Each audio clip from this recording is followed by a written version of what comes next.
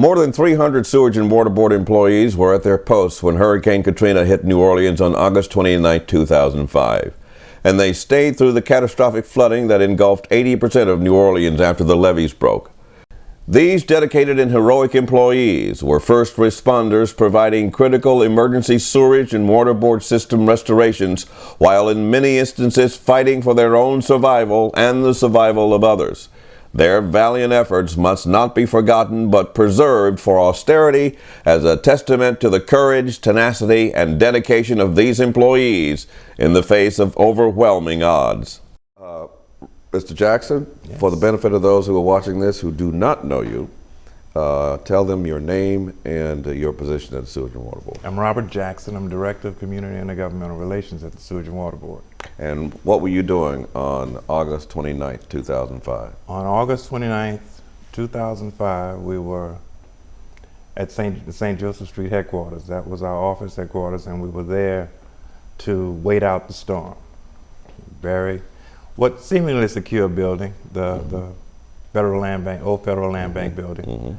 And we were there to wait it out. And our first, I guess, notice of its landfall and all was hearing Ms. St. Martin let us know that there were communications going over the radio that water was filling up in different stations. You're hearing this conversation over the radio. What are you thinking? And we're thinking, to us, the storm had passed. This is early in the morning. The storm had passed. In fact, in the cases of some folks that were at stations, the storm had passed and there was nothing to do but just straighten up and get ready to go through normal processes. But we understood then that something was going on.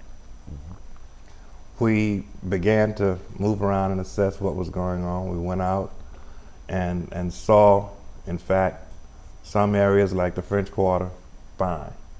But we also saw water beyond there, and we were trying to figure out where this water was coming from. We got back, and at some point that evening, we heard from our General Superintendent, Joe Sullivan. And basically what he said was the lake was leveling off. And he calmly said this, you know. He calmly said that. You have to know who Joe Sullivan was.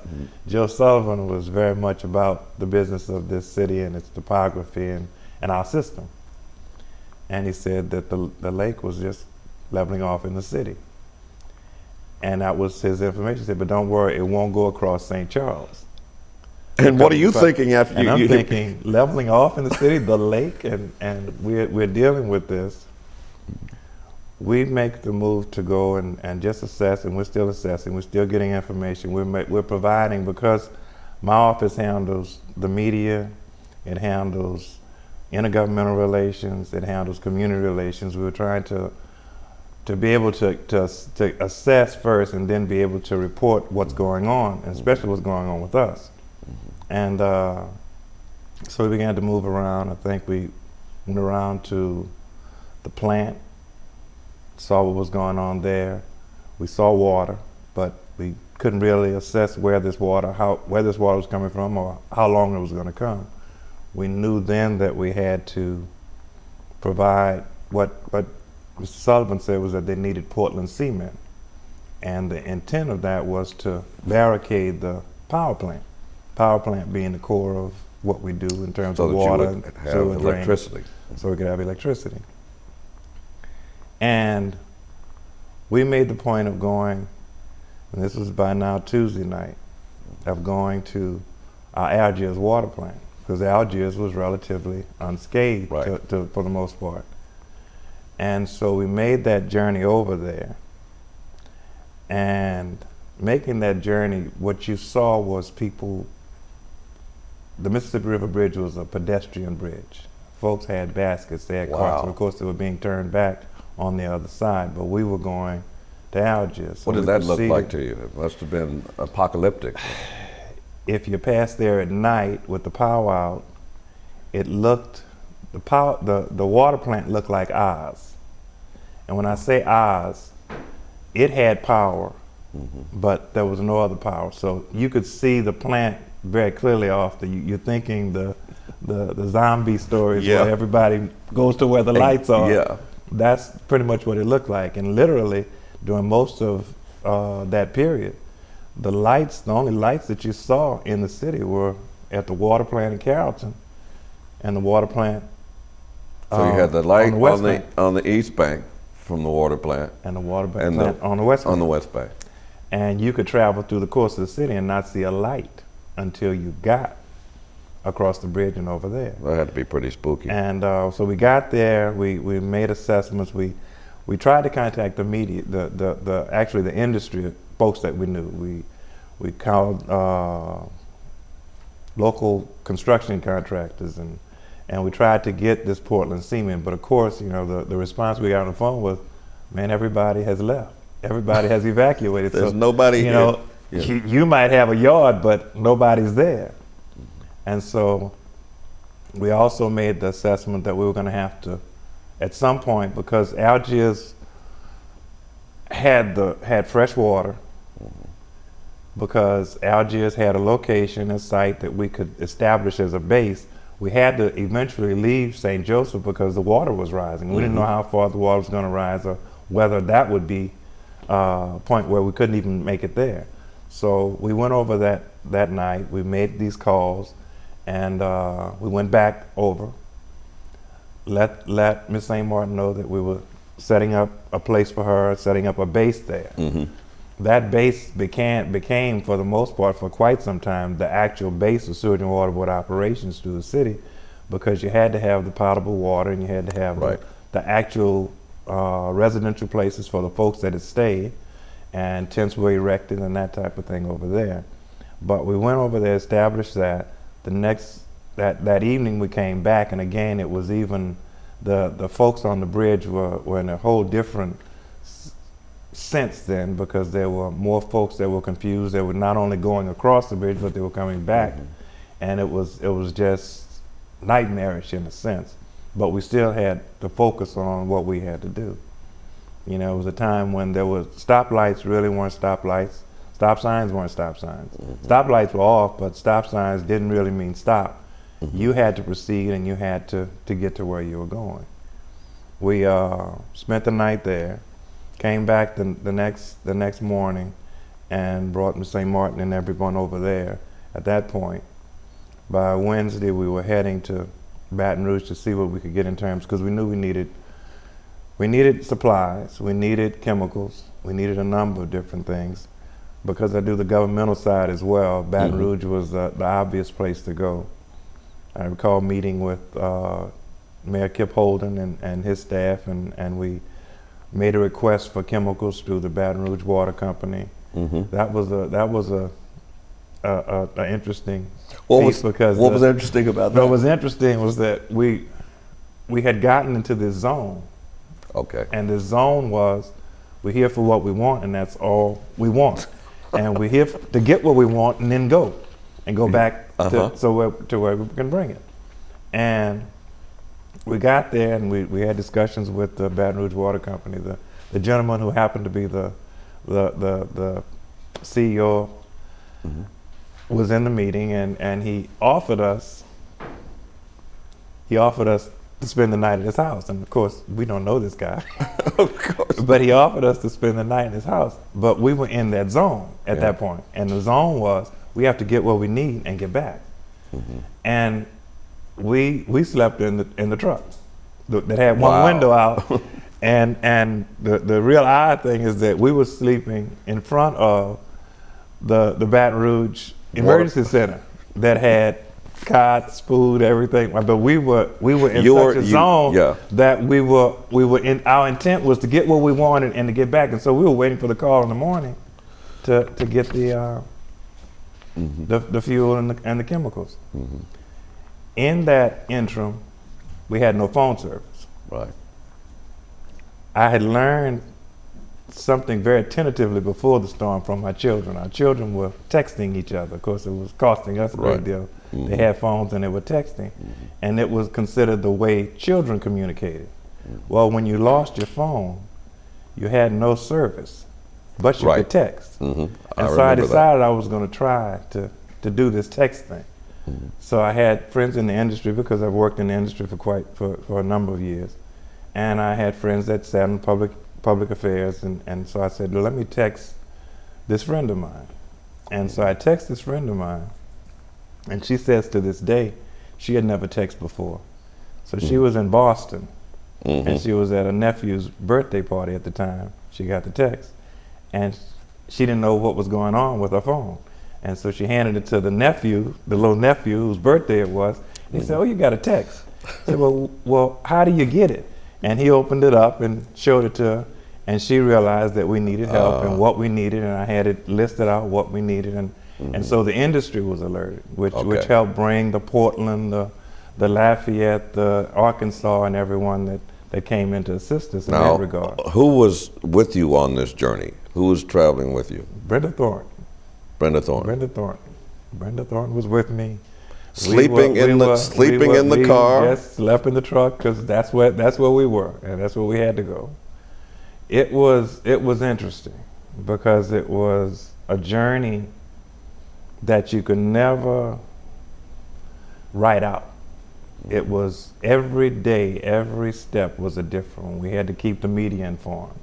We had to keep them updated. But not only that, but we had to educate and manage the media, because being someone in the media, you know how the media can be. We just come for a story, and whatever that story is, we'll get it. But we had to make sure that the story they got was the proper story. And so what was the information you had to clear up? The information we had to disseminate to them, well, first, when we got to Baton Rouge, the first thing we discovered was that they thought there was no fresh water in New Orleans, when in fact, on the West Bank, the West Bank water treatment plant was operating. In fact, became the source of water for the entire region, because tankers were lined up, hundreds of tankers were lined up and filled at the West Bank water treatment plant throughout most of this period. And they didn't know there was water, but they didn't also know that we were there, and we were beginning to fight, functioning and beginning to fight to restore services, to dewater the city and all. And so we were able to give them that information and transmit that information. But also they had to understand what type of system we had, because initially you had the Corps saying that it was going to take literally months to dewater the city, when in fact it was done in 11 days, because what they didn't understand was the system that we have. And when you talk about the pumps that we have, they're like locomotive engines. So once you were able to get those engines started again, you could literally see a vortex at the catch basins and the water going down. It was interesting in so many different ways. There was a journey we took just going to the West Bank, and it was that time that the soldiers were clearing out the houses along in Algiers, those houses that should have been by then evacuated. And we were coming down this path. Of course, there's strewn trees and everything else. You're driving over that. And I was driving along, and Brenda was sitting next to me, and I started waving, because these soldiers were there with their guns drawn, and I was waving with both hands. And Brenda's response was, "Why, if you're taking your hands off the wheel?" I said, "So they'll know I don't have anything else in my hands." And you guys have a nice day, be careful, take care. And then I put my hands back on the wheel, because I wanted to make sure they didn't see I had the kind of vehicle that... Yeah, they didn't see you as a threat. Right. And that was important. Yeah. And that was important throughout the process. There was a period where we had to actually get our guys shirts that said emergency response team, because they were out there doing work in whatever clothes they had. And we were doing the work, but you had all of these different authorities. You had authorities from different areas and regions who didn't understand what we do, and they just saw men working in the street, and they might have had a t-shirt on by that time, because the clothes they brought, the uniforms, they were already through. These were the extra clothes they were wearing. So we had to outfit them, and in fact, that shirt became one of the most sought after shirts around, with the sewage and water meter cover. I can imagine. And the emergency response team on the back. How difficult was it dealing with these various agencies who had no concept of what it took to run a drainage system of this type, this old, this unique? It took it took a great deal of patience, but it also took information, and basically knowing our own story. We were the best tellers of our own story. We were the ones who could hand you some information and say, take this and look at it and get a sense of who we are. Then we'll set up an appointment for you. We'll set up interviews for you. But we don't want you kind of going willy-nilly. In fact, in one case, you had a national anchor and his staff arrive at the water plant, and they were there to do a story. And we had to tell them, no, you're not there to do a story. You're not there to do a story until we brief you on who we are, what we do, and then we handle that interview in a sense and set it up for you. You don't just, by then, because of the nature of the city and the chaos, everybody was just going and figuring they could just do what they wanted to do with whatever authority they And that's why they there was amassed. so much misinformation. Correct. A great deal of misinformation that we had to correct, and we had to keep up on. We had to monitor just what was being said. We dealt with NPR. There was a point where Media Row was set up on Canal Street, where we literally had information pamphlets that were not very thick, but they had general information on who the Sewage and Water Board was, what we were doing, and the fact that we were still here and still working. And once we assembled that information, we passed it out to them, let them know who we were, gave them contacts and how we could reach each other, and we were able to set up and maybe at a point manage the stories that were coming out. How did you and Brenda, how y'all manage to make the media understand that there was a difference between what you all were doing and what FEMA was doing? I guess the way to inform the media was to give them the information. Not only give it to them to read, but also explain it to them and take them step by step through who we are and what we do. I think they had an overall understanding that the Corps was who the Corps was and what the Corps did in general, who the FEMA was and that FEMA was arriving and assessing. But what they understood, I think, immediately from us was that we were already working. We didn't stop working, we had never left. And that gave them a sense of understanding who we were. And as they began to understand our story and began to understand what we were doing, when they began to see that the city was dewatered, I can remember the first community meeting that was held was probably the Lakeview group. And it was out there at St. Dominic, and we were out there, and of course, as our folks are sometimes known to do, they really, when they're mad and disappointed, they want to beat up on some folks, especially officials, et cetera, et cetera. So we were there, and every person that was going before us was being pretty much beat down and by the folks who were disappointed in how the things were going. And then when they called for the Sewage and Water Board, I can recall standing up and saying, I'm Robert Jackson, Sewage and Water Board. And I said, but before I begin and give you an update and assessment on where we are with Sewage and Water Board, I said, I think we should all give those 300 people from Sewage and Water Board a round of applause. And everybody stood up and gave an applause, because I said, that's why you're back here. Because first we dewatered, and that's why you're able to begin cleaning up your homes, because you have water. It may not be potable water at this time, but you have water to at least hose down and spray off stuff. And they appreciated that, and they understood that we were the ones who were here. They used the issue of first responders, and we wrestled with that whole issue for quite some time, both in the legislature and beyond, because the mindset that first responders is only police and fire, when in fact we're zero responders. We never left. Because you never leave. And there is no terminology in the jargon, the lexicon of zero responder, but that's who we really were. We never left. We never stopped working. And usually because of that, we're overlooked. When folks see You're taken for granted, right? what you are. We're taken for granted, and we're not figured into the picture. It's like Chief McCrossin, the late Chief McCrossin, used to say, well, we have the guns, but Sewage and Water Board has the bullets. We can't fight we can't fight unless we've got the bullets. We've got to have Yep. water to fight a fire. Yep. And you know, unless you pick up your bill, in most cases you don't see the sewage and water board. You turn the faucet on, but you expect that to be there because you paid your bill. You flush and you expect that to happen because you paid your bill. But when it backs up or when you turn the faucet and it's not there, then you think of sewage and water board.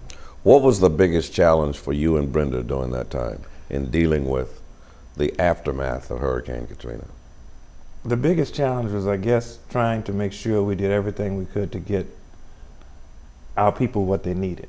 If it was housing, then we had to work on that. If it was supplies, we had to work on that. If it was notice, we had to work on that. If it was getting the right story out, we had to work on that.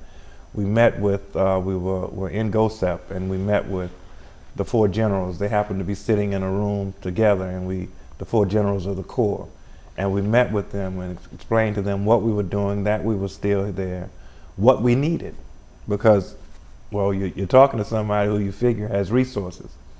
We told them what we needed in terms of supplies, what we needed in terms of medicines and all. We actually, when we went to Baton Rouge, carried a list. We went to Baton Rouge, we met with different contractors, different groups to let them know what we were doing, what we needed, if we needed equipment, whatever it was we needed, we were meeting with folks to let them know. We met with the legislature and let them know what we were doing, how it was going, how things were transpiring, and what we needed. You got into the one of the things that occurred during that period was every parish needed. And because of that, when you arrange for something like fuel to come from Baton Rouge it got to the point where if it got to a certain parish, it might be taken at the parish line by the officers and officials in that parish. They said, no, we need the fuel over here. And so literally we had to arrange with the head of state troopers an escort for fuel all the way into New Orleans so that we could fuel our tanks. So the two of you were running a multi-level agency, not only communications, but you were handling supplies, you were handling medical needs. Whatever we needed. You needed. were handling governmental requisitions, We liaison. we took a journey to Lafayette to pick up satellite phones. Well, the first journey was a bit fruitless because we discovered that someone had absconded with our satellite phones. And so we had to make another journey, and we had to order again another set of satellite phones and then journey to Lafayette, pick them up, and then bring them back to New Orleans. So, I mean, there were a number of different situations where when you got into Baton Rouge, there were a number of different municipality offices set up. There was Jefferson's office set up in Baton Rouge. We initially set up what we called Sewage and Water Board West, which was actually an office not far from the Capitol, where we actually began bringing our people back, handling purchasing, handling materials, and everything. That the operation was actually running, in a sense, from Algiers, with actual operations going on, with folks actually going out, with the groups that came in to help us. Arkansas came in to help us. Portland came in. Lafayette helped us with the water side of it. Portland actually brought an entire unit that got on the road, self-contained unit, and we helped assist them getting into the state, in the city. So, in covering this multifaceted problem, how did you and Ms. Thornton go about determining or putting together a plan of action? The plan of action, I guess, was to always bring. The plan of action was a plan of action that every New Orleans folks don't understand why we work, why we do what we do, and why folks are still pining to come back. It's our home, and that was the impetus. You know, you're really fighting to bring your home back, and so we just worked. We just worked to whatever end that we needed to work, whatever angle we needed to work, whatever resource we needed to plumb, we did to make sure that we had what we needed to get what we desired, and that was bringing the system back up. At any point, did you come close to to feeling like you were being overwhelmed by the magnitude of this devastation? I don't think we thought about it that way. I think we thought about just literally working and working and working. You know, and I tell folks, I try to explain folks what my day was like, and my day might find me in the governor's office, it might find me in the state capitol, it might find me in offices in Baton Rouge, but it's gonna always find me back in New Orleans at some point of that day. I remember going up to Baton Rouge the first time, and I saw the machinations that were going on with the fact that New Orleanians were coming in, and we still had to catapult over that because we still had to operate and we still had to do things. But I told folks that my day was ended like probably a number of other folks' day ended, but it was different.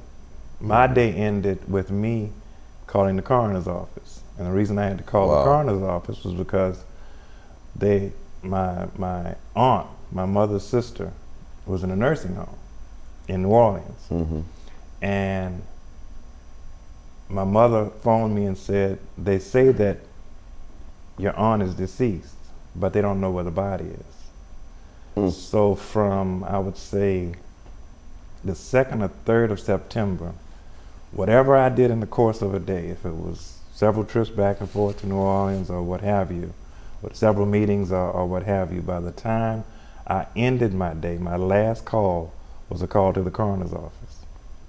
Have you found my aunt yet? And then the next call was to my mother to say, they haven't found her yet. And that went from September all the way to January. So this is weighing heavily on your mind. It's another ball. It's another layer. Yeah, another layer. Because there's that personal layer. You want to make sure that your family knows that you're fine, because when you get into the thick of it, especially when there's communications is sparse and, you know, then you get so intent on getting accomplished what you have to get accomplished. You also have to report and let them know, I'm fine now. I'm fine now. And sometimes you can do that and say, well, they know I'm fine, but no, they don't. Right. Because they're in a place of safety. But the stories that went out, the stories that filled up the pages of the news were greatly exaggerated. You know, there was shooting throughout the city, et cetera, et cetera. There wasn't folks were trying to get out of here. The chaos that existed, there was chaos because folks had never gone through a situation like this, and people respond differently to situations. I think our focus was just on trying to do everything we needed to do to get our people what they needed, to facilitate them in any way, shape, or form. If it meant finding a place for them to live, if it meant finding a way for them to communicate with their loved ones, whatever it meant, we had to figure that out. And what did you finally do about resolving the issue concerning your aunt for your mom? Well, it eventually resolved by them actually locating, and we had to get dental records, et cetera, and you know, you had to go through all of those machinations. And by January, I eventually buried her because she was also my member. So it was not a happy ending. It was not a happy ending, no. But it was happy in the sense that we had closure. Okay. You know, the fact that we had her body gave us closure. It wasn't happy that because before Katrina, she was fine. I mean, she had Alzheimer's, but she was fine, going along daily in the nursing home. We were visiting her and all. And the fact that she expired during that period was hard, but it was harder to not have that body. And like I said, I bring a number of different levels to this thing because I also pastor a church here. Yeah. And it's when you're a pastor and you have a situation like this occur, you're concerned about all the sheep that have scattered. And so I had a funeral that weekend before, but I also had a funeral scheduled for the next week. And that funeral took several months before we could finally have the service. Then you had a number of members dying through this process. And so you had to make arrangements that you had never made before because you were doing funerals in Kenner. You know, you were trying to find family who was kind of scattered all over town and all over the country. And I had members far west Delaware. So you were stretched to the limit. That was another. That was just another layer that you had to deal with. Yeah. And you kept everything compartmentalized. You have to. You have to. Yeah. How do you think that affects you now? I think if nothing else, it was a doctoral program in multitasking. I think I passed that program. I think I passed it. By virtue of the fact that you're here talking to me? By virtue of the fact that I'm here talking to you. Yeah. How do you think your actions and the actions of the employees after the storm helped the Sewage and Water Board begin to recover? I think the actions of our employees, our supervisors, managers, and all, the work that they did, it won't ever be heralded like it should be. It's an untold story because we're practically an invisible force. I mean, we're all underground. Everything that we have is underground. But I think if the truest assessment is made, the truest assessment would be, we're not back here but for the effort of the Sewage and Water Board. And not only then, but now. Because the reality is, and this is I guess a mantra that we began reciting and preaching to everyone throughout the country, because we also made trips to Washington, D.C. to tell our story and to seek assistance. And the mantra that we had was no water, no sewer, no drainage, no city. No city. And that equates to, no matter how many billions of dollars you put into the city, you can put gold roofs on every house. If you don't have sewer, water, and drainage, then you have to leave because you don't have the quality of life. You don't have a place to put it. You don't have the resources that you need to survive. So you got to go. No matter how much you rebuild without those critical services. And I think it's overlooked for the most part, and it's usually chagrined. It's folks take the waffle bat to the board a lot, but the truth is we're a critical and vital service, and the employees know their job and they do their job. Yeah, I think you coined a phrase here that I think is worth remembering: Sewage and Water Board, the invisible force that makes New Orleans possible. Yes. All right. Last question. How would you describe the progress made post-Katrina in the rebuilding of the Sewage and Water Board system? I think it's been tremendous.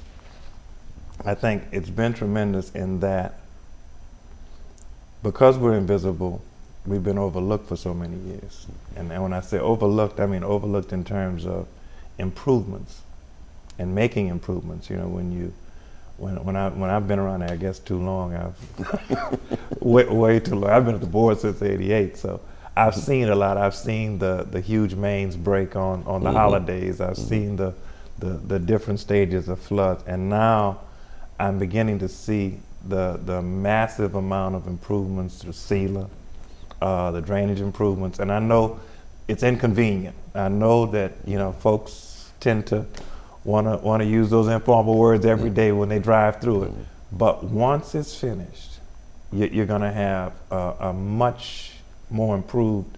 It's improved when they dig it out, but the water lines that are being replaced, it's tremendous, and you want.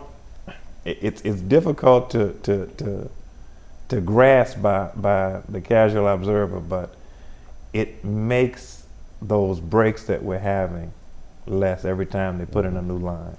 And so everything that's going in right now is improving the quality of life in the city, and I think it's wonderful. All right. Robert Jackson, enlightening talk to you. Appreciate you. As the old folks used to say in the church where I come from up in Mississippi, keep on keeping on. The flooding of New Orleans after Hurricane Katrina was the most devastating disaster to hit any U.S. city. When most of the city was evacuating, some 300 Sewage and Water Board employees stayed on the job, facing great personal peril to respond to this devastating crisis. We salute our Katrina heroes who met the greatest challenge of their lives and found a way to rise above the storm and overcome the impact of Hurricane Katrina. The board's forces dewatered the city in 11 days after the breaches were closed and began to restore quality of life, services of water, sewer, and drainage to the city. It was the restoration of these services that made it possible for citizens to return. It was the restoration of these services that made it possible for progress to begin, going from devastation to recovery, restoration, and today, rebuilding of the most complex infrastructure in the country.